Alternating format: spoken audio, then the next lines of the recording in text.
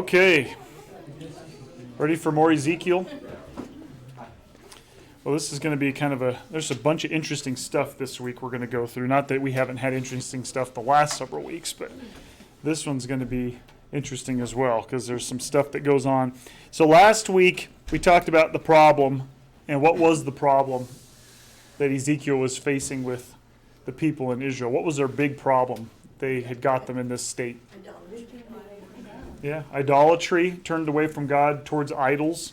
And so we get to see Ezekiel gets to take a little trip today, and he's going to get to see some of the stuff that's going on because God was intent on making his point of, let me show you what's taking place.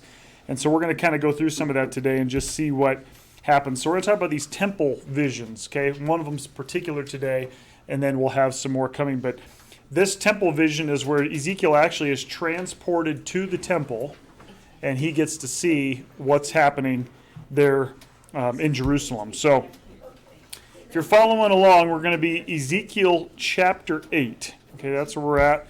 And verses 1 through 3. Okay, so this is about 14 months. Okay, remember Ezekiel sitting by the Kibar Canal, has his very first vision. He sees the chariot throne and all this stuff. This is about 14 months later. Okay?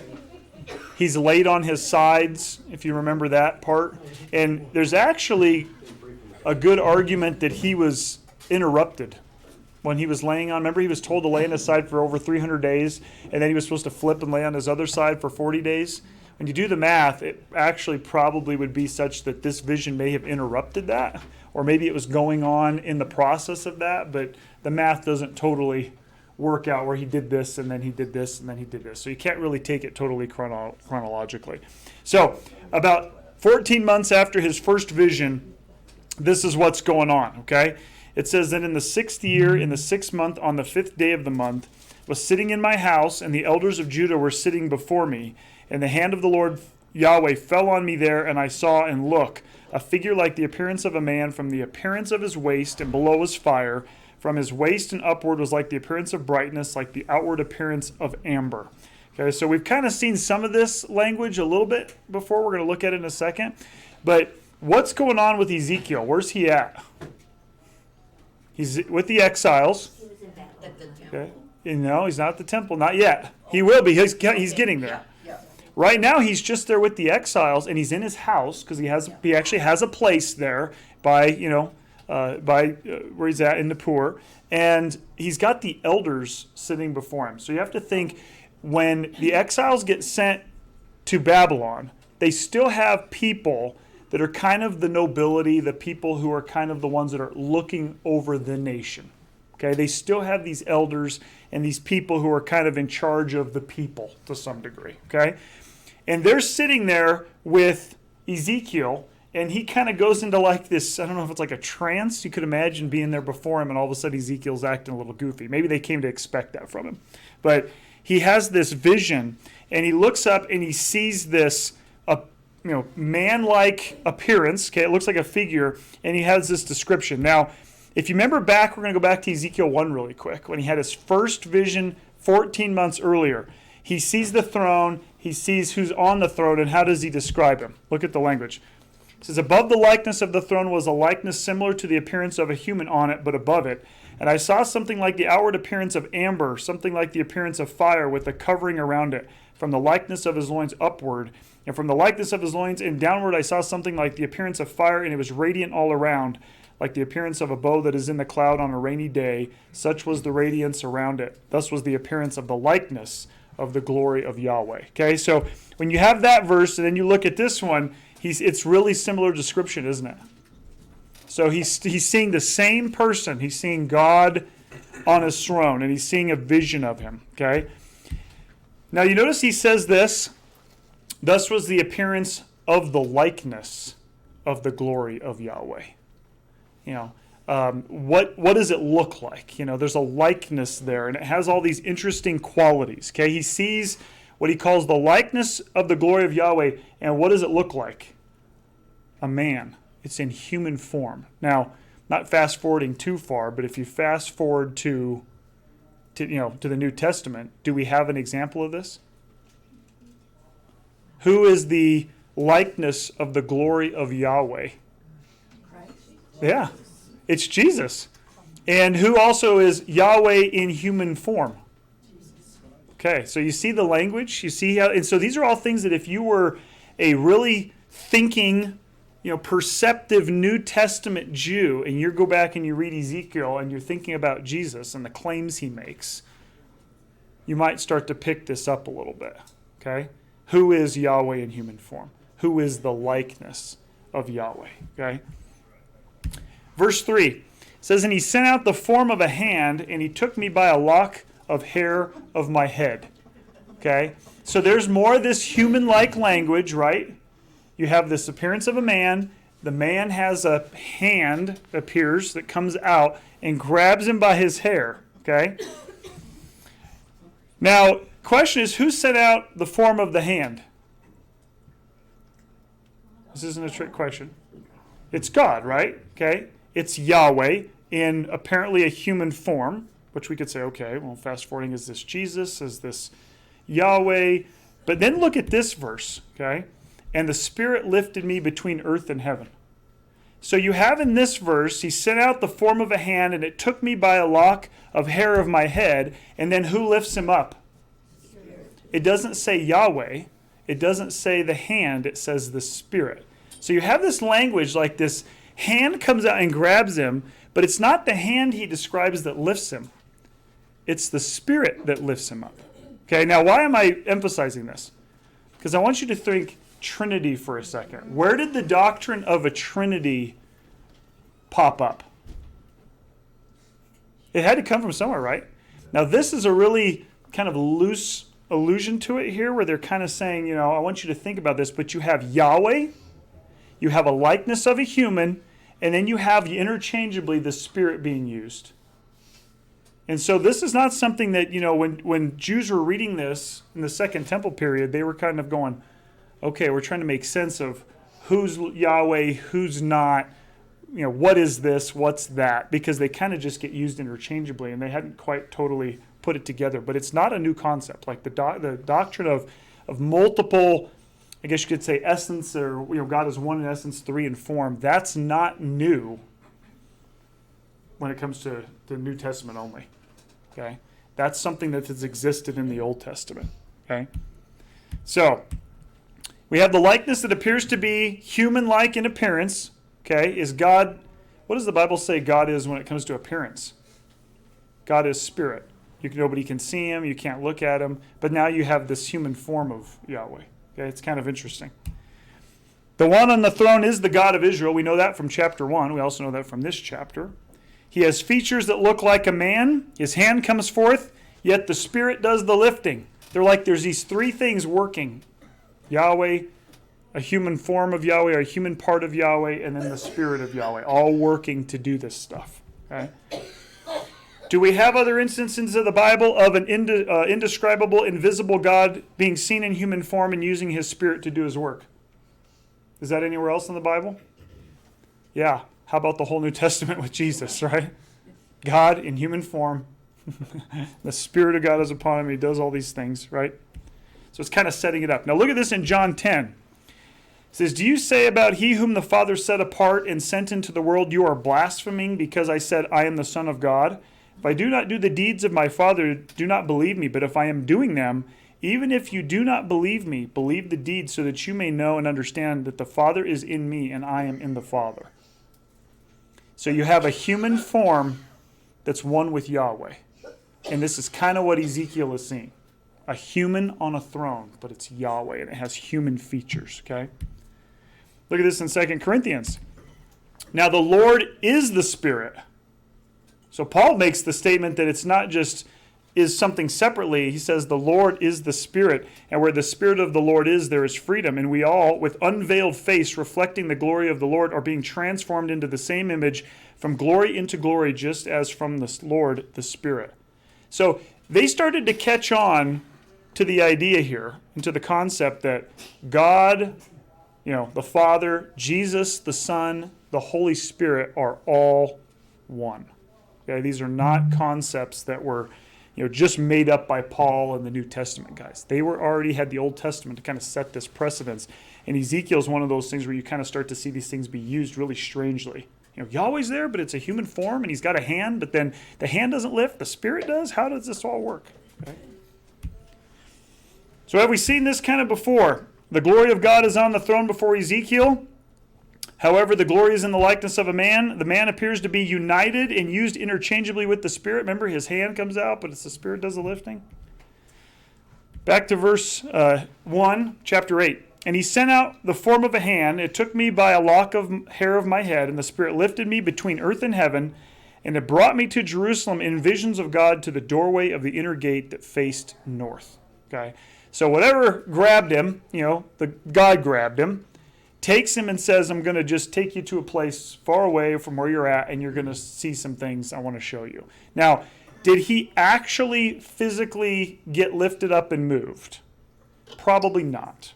Okay, he's in a vision. I mean, it's kind of like you got to think of John on the island of Patmos with Revelation. The Spirit comes and gives him these visions, and he sees things. It's like he's in a place that he's really not. He's still sitting on the island probably. But there are instances where you can make the case from the grammar that the person was actually picked up and moved. Think of Philip, and he's going along, and all of a sudden he gets whisked away to another town. This is in the New Testament. The language is such that it makes it sound like it wasn't just a vision. He actually got taken, okay?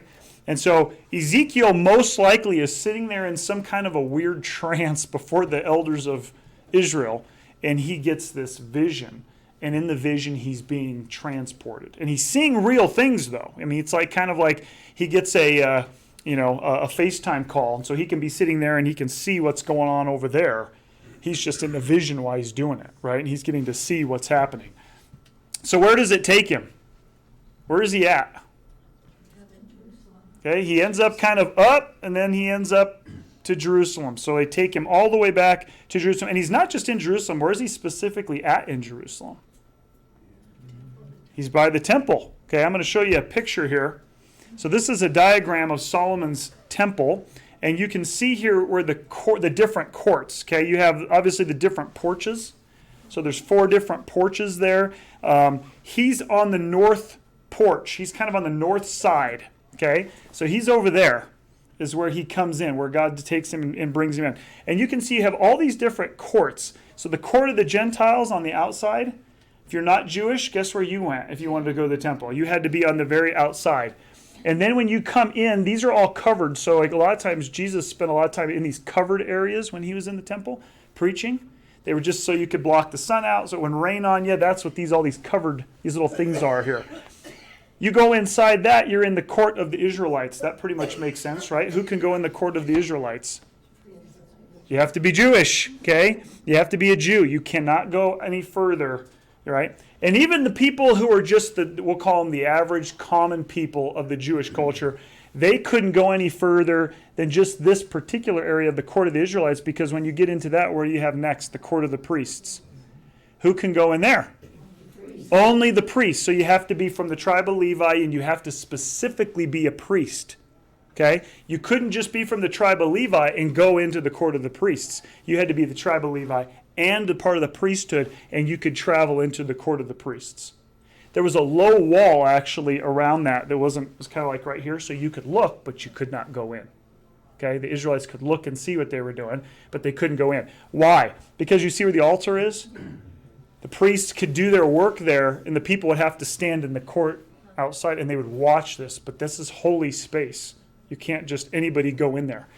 Obviously, once you get from the court of the priests, you haven't even made it into the actual temple yet.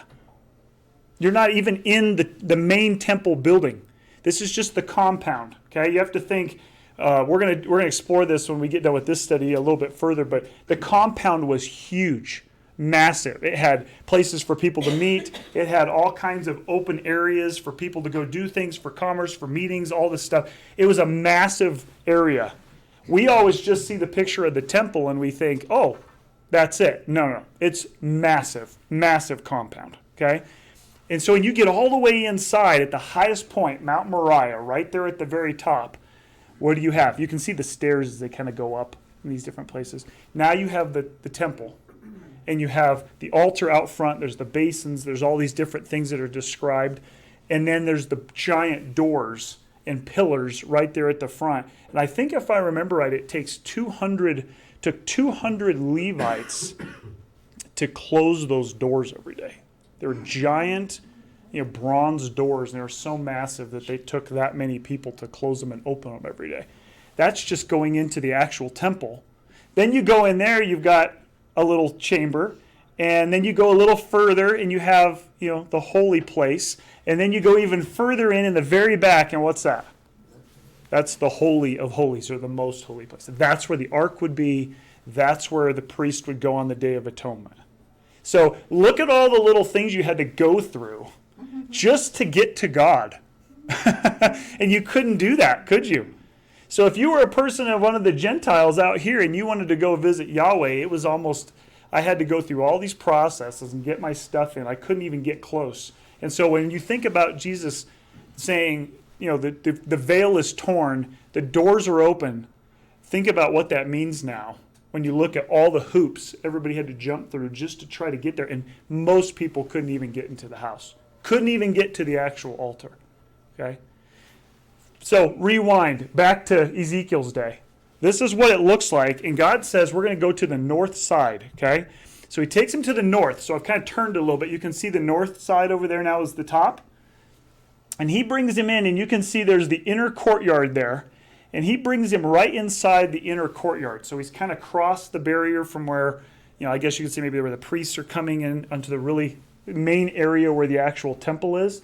And he's up there where that little break in the wall is. Okay? That's where he's sitting. And God's going to say, okay, I'm going to show you some things that are going on in this sacred space that are, you want to know why I'm mad? I'm about to show you. Okay, that's what he's about to do with Ezekiel. Okay, so look in verse 8:3. It says, to the doorway of the inner gate they faced north, at which there was the seat of the image of jealousy, which was making jealous. Is that kind of a weird statement? It is kind of a weird statement. Okay, back to our picture.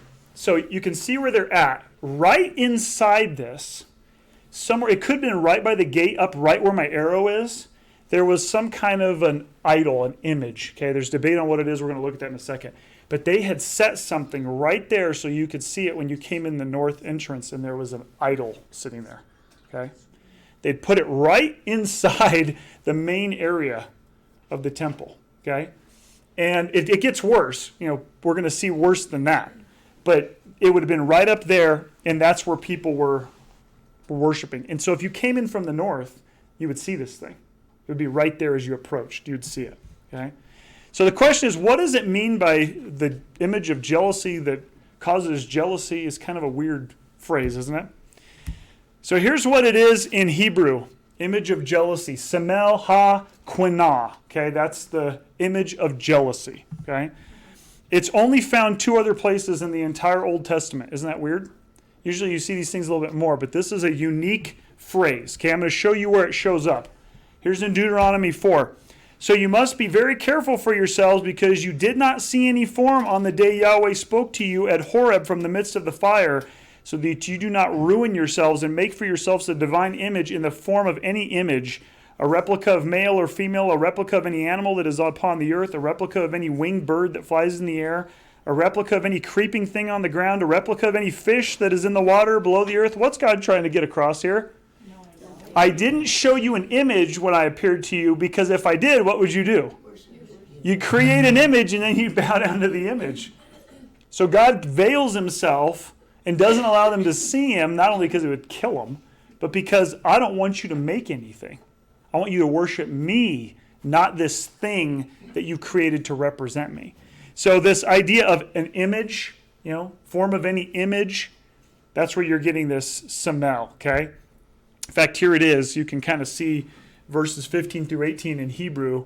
Yourselves, make for yourselves a divine image, form of any. There's that semel, okay? That Hebrew word semel. Okay, that's what we're kind of mean by image. Okay, unique term.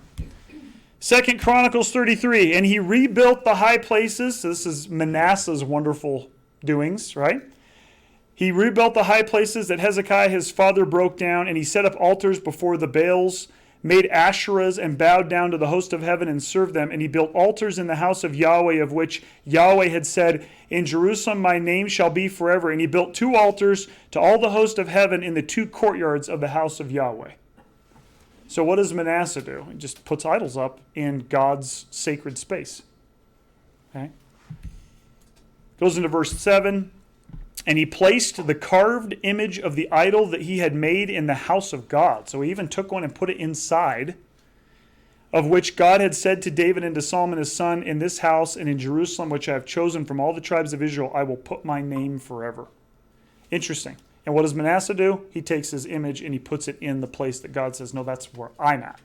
Right? So you can see here in the verse, again in Hebrew, it says to provoke him, he put the image. There it is, that, pasel, okay? Now, you notice that we're going to come back and look at this, but it says the image of Asherah. Okay, this is what Manasseh was doing. He put the image of Asherah inside the house, okay? So I just wanted to show you a couple things.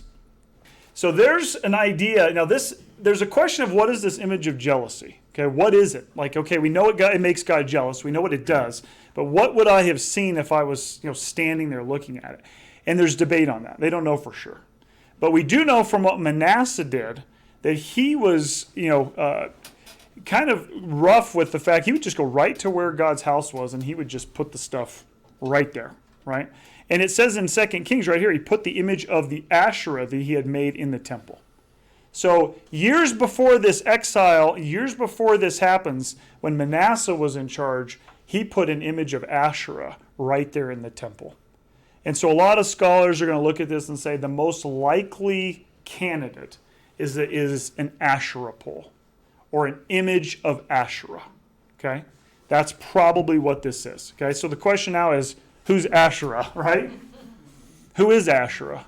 You've probably heard the name, right? There's Asherah poles or Asherim. Okay, they're like these vertical posts that they would go and they would worship at. We'll talk about those later and we get into a few chapters. But there is a deity that existed in the ancient world named Asherah, okay? She was a Canaanite goddess of fertility. It's all about if we want to prosper, if we want produce, if we want to have kids, if we want our land, you got to have the gods of fertility give you the blessings, right? Notice she's Canaanite. That's the arch enemies of Israel, the Canaanites. Now she's a consort of the chief deity of the Canaanite pantheon, which was El. Now, interestingly, El in some of the Psalms is the same word that's used of Yahweh. So there was a conflict going on in Israel religion and Canaanite religion. In Canaanite religion, they had El. El had a consort named Asherah. They had 70 children. One of them you'll know by the name of Baal. Okay? But Israel comes in and says, no, El is not the chief deity. Who is? Yahweh, our God. And sometimes they use the term El to make the case that Yahweh is the true El. He's the real chief deity. Okay? We see that in various writings in the Psalms. Okay? 30 lesser gods, that's who Asherah was the mother of.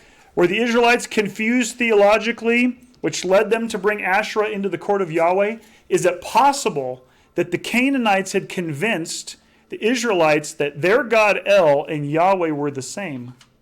And so you guys need to also be worshiping Yahweh's goddess, his consort, which is Asherah. And so they go, well, if El and Yahweh are the same, then I guess we can worship his wife.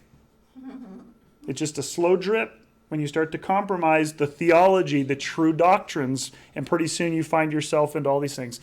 Could it have been that? It's possible. When you look at the crossover of how they were kind of infiltrated with some of this Canaanite stuff, and it was mixed in. Remember when they were sacrificing to the bulls in the north? Jeroboam said, you want to worship Yahweh? You can do it up here. We'll just put these bulls out here. Well, those also had, other deities they were associated with.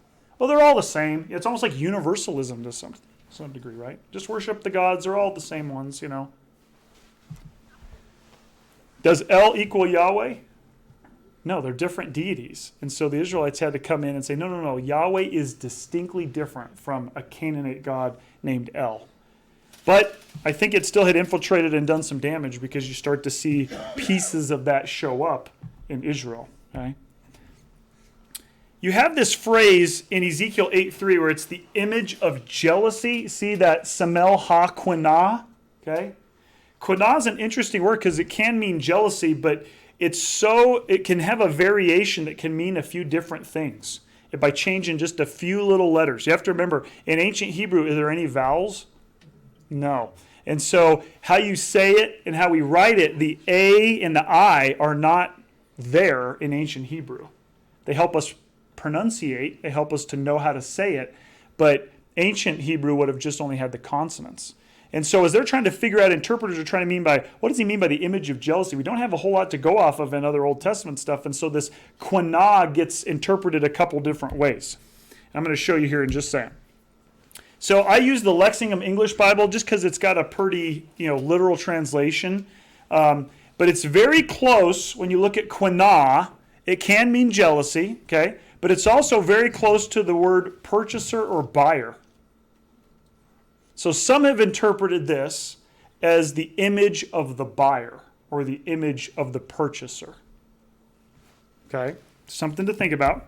It also can mean create. Quinah has a variation that you could write it in a way that it could be create. Okay?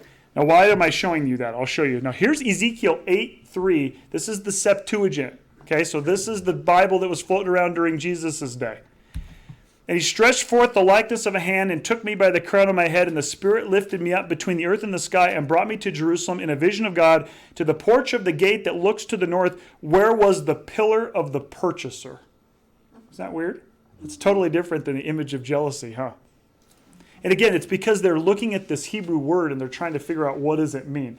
They don't know what it means when it comes to the purchaser. I mean, was there something commercially going on? Did this deity look at, represent something like that? Whoever this deity is, there's debate on that, okay? If you used it as create, this is just one of the arguments out there, in a masculine form, okay? Remember, you can have words in masculine or in feminine form in Hebrew. And so if you used it in masculine form, it would be image of the creator. If quinah is not technically jealousy, but maybe it means create, you could say image of the creator. Now, who would that be? God. And what did he say? Don't make any images, right? Don't do it. Now, it could be in the feminine form, though. And if it's the feminine form, how would it be rendered? If it's creator, what would it be if it was female? Feminine. Creatress. So who's the creatress in ancient times? Asherah. She's the god of fertility. So it could be image of the creatress, which could be a reference to Asherah, an image of Asherah. Okay? Now these are just possibilities because there's debate on, well, what are they actually seeing? Manasseh put an Asherah pole there. We don't know for sure. Obviously, we know what it did. It makes God jealous, which is where they come up with quinah. Okay? God even calls himself El Quinah at one point. God of jealousy. My name is jealous, right? He even says that at one point. So there's debate on whether or not what this image really was. I think there's good case to be made that it could have been Asherah. Could have been an image of Asherah. Okay? Let's go to verse 4. And look, there was the glory of the God of Israel like the vision that I saw in the valley. And he said to me, Son of man, lift up now your eyes towards the north. And I lifted up my eyes towards the north. And look, there was to the north of the gate of the altar the image of jealousy at the entrance. And he said to me, Son of man, do you see what they are doing? Great detestable things that the house of Israel is committing here, so as to drive me from my sanctuary. So he shows up in Jerusalem. God takes him there. And then what does he see? He sees God still there. He hasn't left his abode yet. He hasn't left his house. But what's happening out front? Worship of this image. And God says, it's an image of jealousy. Now you're provoking me to jealousy. Why is God jealous over something like that? He is the only one to be worshipped. He's the only one who deserves the glory. And these are his people. Remember, Israel is his bride. And he's saying, we have a relationship. It's exclusive. I'm exclusively, you're my people, and I am your God. And what are they doing? They're being unfaithful. They're committing spiritual adultery. And what would that do to a husband? Probably make him jealous, right? Image of jealousy, right? Verse 6, and he says this is terrible, and yet you will see again greater detestable things. I've shown you one piece, it's going to get worse. You're not, this is terrible, but it's even going to get worse than this, right? Verse 7, he brought me to the doorway of the courtyard, and I saw and look, a hole in the wall. And he said to me, Son of man, dig now through the wall. And I dug through the wall, and look, there was a doorway. And he said to me, come and see the detestable things, the evil that they're doing here. You have to think, Ezekiel's standing on the north side there, okay? The temple complex, the main building is right there to his south. And that's what he's referring to when he talks about the hole in the wall. Now, whether there was an actual hole, there might have been, but God tells him, I want you to dig through it. I want you to have a peek inside the actual building and see what they're doing in there, okay?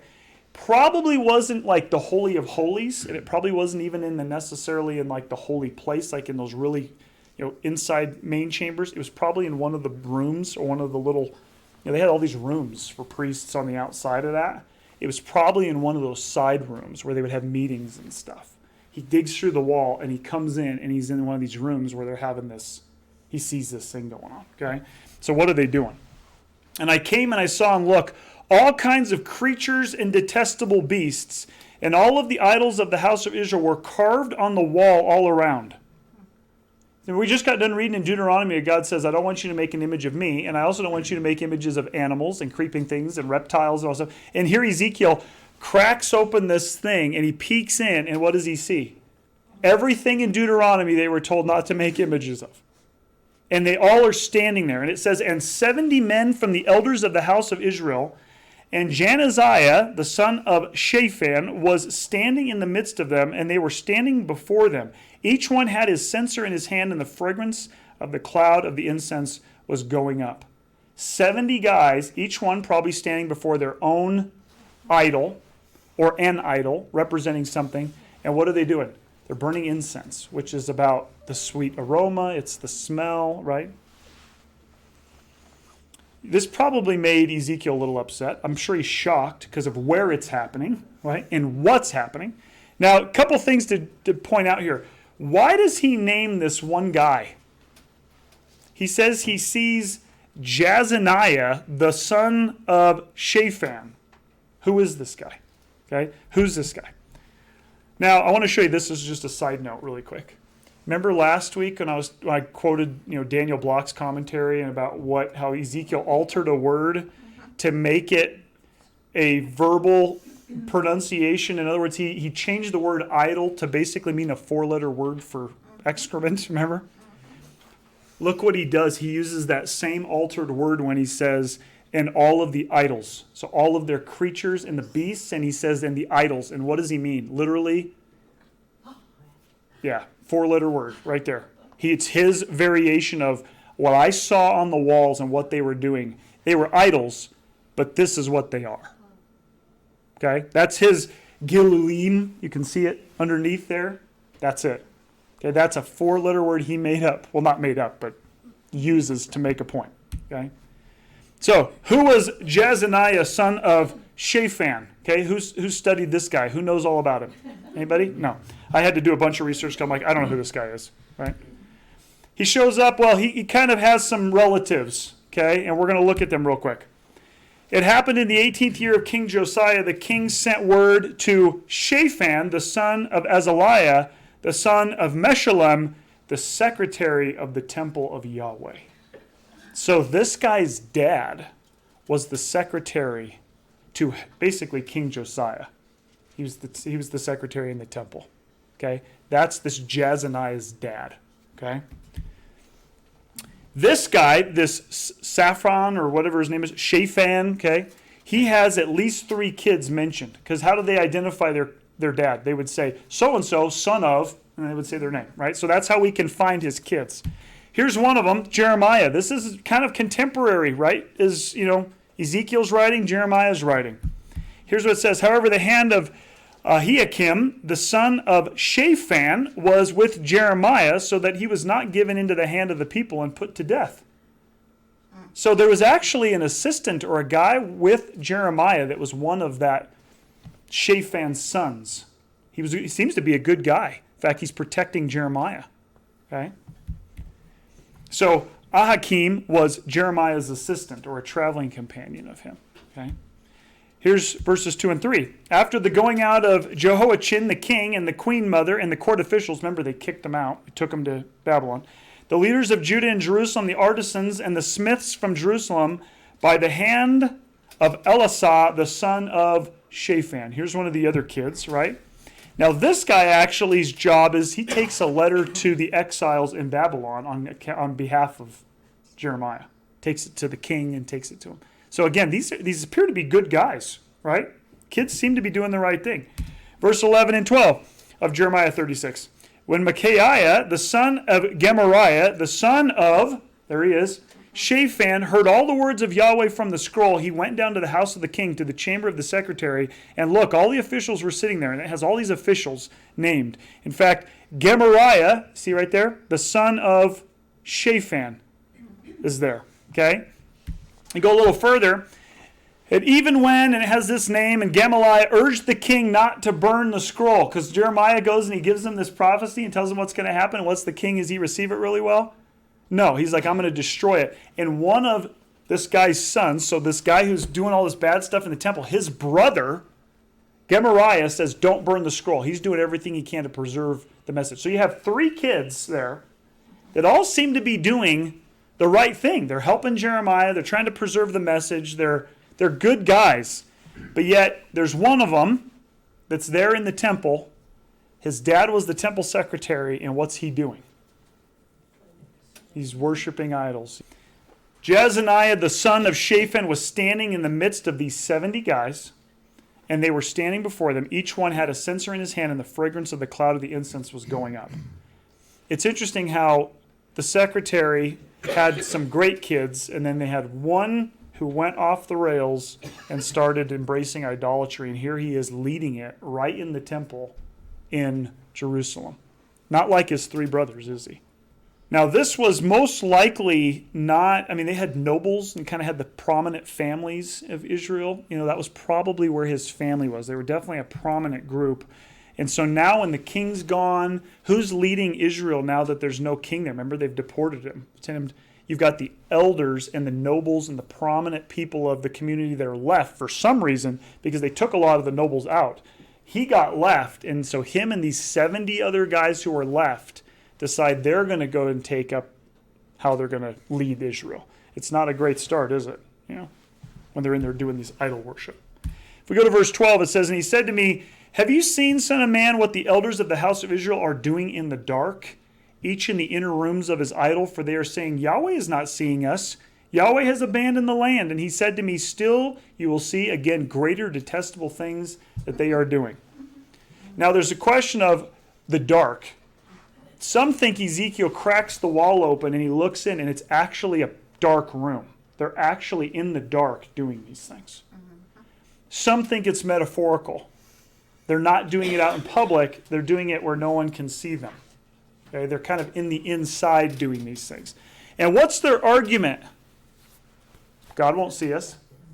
In other words, he's not going to hold us accountable because he has no idea what we're doing. We can do these things and we're going to hide it from God. Silly thinking.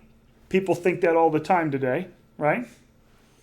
And then what else? He's already abandoned us. They have exile. There's people who have come in and taken the nobility, taken the king, and so what do they say? He's left, so we'll go to somewhere else. We'll worship something else. We're not loyal to him anymore. He's not loyal to us. And so they start doing these things. And so what does God tell Ezekiel? We're not done yet. You're going to see even worse than this. So you got an idol outside. He peeks inside the temple, and you've got this terrible, more idol worship, detestable things being worshipped. He says, but by the way, we're not done yet. We've got more. You're going to see. Verse 14, he brought me to the doorway of the gate of the house of Yahweh that is toward the north, and look, there were the women sitting weeping for Tammuz. That's a weird statement, isn't it? There are these women weeping for Tammuz. Okay, so here's back to our picture. Here is where he's at. He peeks in. He's probably looking in one of these side rooms, okay, on the north side there when he sees the detestable stuff going on. Now, just to the other side where my arrow is, across the gap over on that side is where these women were standing or sitting, and they were weeping for Tammuz. But this was actually probably a Sumerian deity. And here's the reason, is because the weeping piece gives it away. Why are they weeping for Tammuz? Okay? There's a process and there's actually a ritual that people would go through in the Canaanite religion where they would weep for this deity named Tammuz. Okay? And why did they do it? They also called him Dumuzi, okay? And he was known as the shepherd god. Okay? His symbol was a shepherd. He kind of was pictured as a shepherd. His name means the good son or the right son. So you have to think these women of Israel are standing out there and they're weeping for this God that's known as the good son or the right son. Okay? He was also a representation of what they called the dying God, who is reflected with the season of when you went from winter to spring, everything's dead. And so they thought Tammuz is dead. He dies, goes to the underworld, and then what happens? He has to come back to life. And so they would weep for him, and they would cry in order to get what? Him to come back to life, and then spring would come in. So think about this, okay? You have a deity outside who's being wept for that represents a shepherd, and also they're asking for a resurrection from this son. Does that not infuriate God a little bit, you think? I just wonder if there's a connection there with the fact that God's going, you guys don't know what's coming, but this is infuriating. Because there is a son you should be weeping for, right? You just wonder if there's a connection there. He came to be known as the son of Mother Earth. Okay? Worshipping the earth. Obviously the seasons had something to do with that, spring and stuff.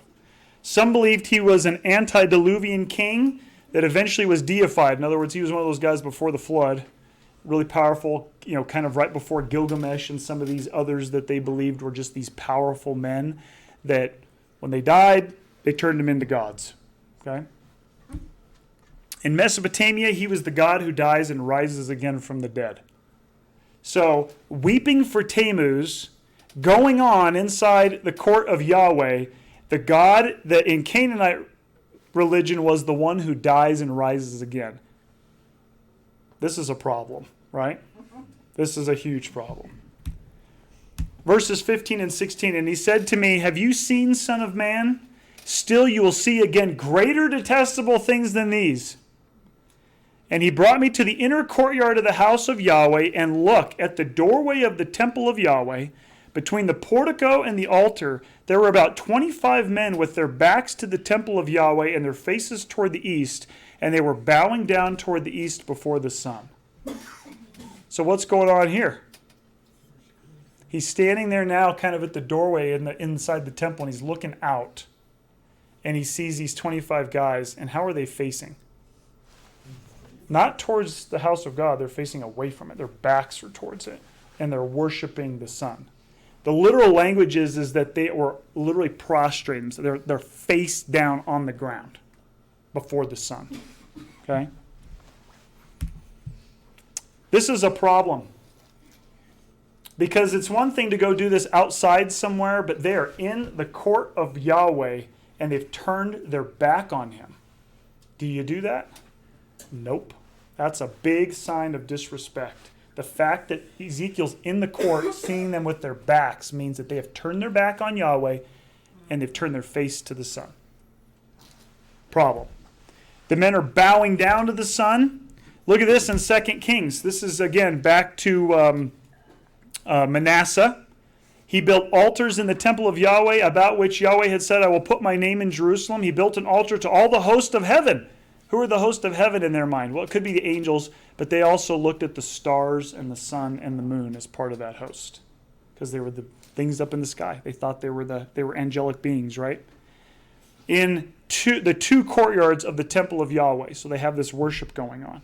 Goes on to say this: he kept the horses that the kings of Judah had dedicated to the sun from coming to the temple of Yahweh at the side room of Nathan Melech the eunuch, which was in the court, and the chariots of the sun he burned with fire. So when they did the reformations, this is what they found. What was going on in the courtyard? What did they find? this chariot, sun-related chariot that people were worshiping. And he said, we're going to destroy this. The altars that were on the roof of the upper room of Ahaz, which the kings of Judah had made, and the altars which Manasseh had made in the 2 courtyards of the temple of Yahweh, the king tore down and ran from there and threw their ashes into the Wadi Kidron. So when this would they built these things, and then a good king would come in and he'd knock them down and they'd destroy them, but did that stop them from building them again? No, they'd build them again. And what's going on specifically? In this one, you actually have chariots of the sun. So there's this worship that was going on that was related to the sun. Okay? Deuteronomy 4:19. And do this so that you do not lift your eyes toward heaven and observe the sun and the moon and the stars, all the host of heaven, and be led astray and bow down to them and serve them. There it is again. Don't do these things, right? And what are they doing? They're doing the exact things they weren't supposed to be doing. Verse 17. And he said to me, have you seen, son of man, was it too small a thing for the house of Judah to do the detestable things that they did here? For they filled up the land with violence, and they provoked me to anger again. And look, they're putting the branch to their nose. Kind of a weird statement, right? Do you get the idea that he's trying to get the point across to Ezekiel that I'm going to take you to not just Israel, but specifically to my house, is what God is saying. And I want to show you what they have turned my house into. This was supposed to be where I lived. And now what's going on here? They turn their back on me. They're weeping for a God that they think takes care of their seasons. They've got Asherah, the goddess of fertility. She had a lot of other things she was associated with that were very inappropriate. Okay, we'll see some of that later on in Ezekiel. Fertility goddess, you have to keep in mind. And so this is all now right there in the courtyard, right there at the house of God. They've taken the detestable, they brought it right into the place it shouldn't be. And God's saying, now you want to know why I'm upset? You want to know what's driven me to be jealous? This is it. This phrase, they're putting the branch to their nose, kind of a weird phrase, isn't it? Now, there's a couple questions as to what this means. It's a really weird phrase, okay? But there are some ancient commentaries that use the phrase in ways that might help us understand. Okay, the first one is the branch was just a sign of disrespect. Branch to the nose was a phrase they would use as a way of saying it's very disrespectful. In other words, they put the branch to their nose, they've dishonored themselves. Possible, okay? This one has a tendency to be a little bit more in the Ezekiel line because of kind of his sometimes not afraid to get a little crude, okay? The branch to the nose meant it stinks, okay? Now, I know that sounds really weird, like what would the branch to the nose mean it stinks, but you think you're smelling with your nose, right? Some commentaries would go even further to be quite graphic in regard to the branch being the instrument that they used for cleaning themselves after they used the bathroom. And so when they say you put the branch to your nose, what is Ezekiel saying? Yeah, it stinks. Yeah. Look what you're putting in your own face. And that might fit with how Ezekiel's language is when he talks about idols and other things. What are you putting in your face? It stinks. Yeah, there's all these things probably in there, but there's debate on what the phrase means. Okay, the language gets a little graphic sometimes, but you can kind of get the seriousness of how they looked at what they were doing with these idols. It wasn't just something, it was the worst stuff. It was excrement. That's basically what he's saying. And Ezekiel obviously says, who put it to their nose? The Israelites put it to their own nose. You took this junk, this excrement, and you put it in your own face. How disgusting is that, right? That's the idea. So that's where we're going to stop.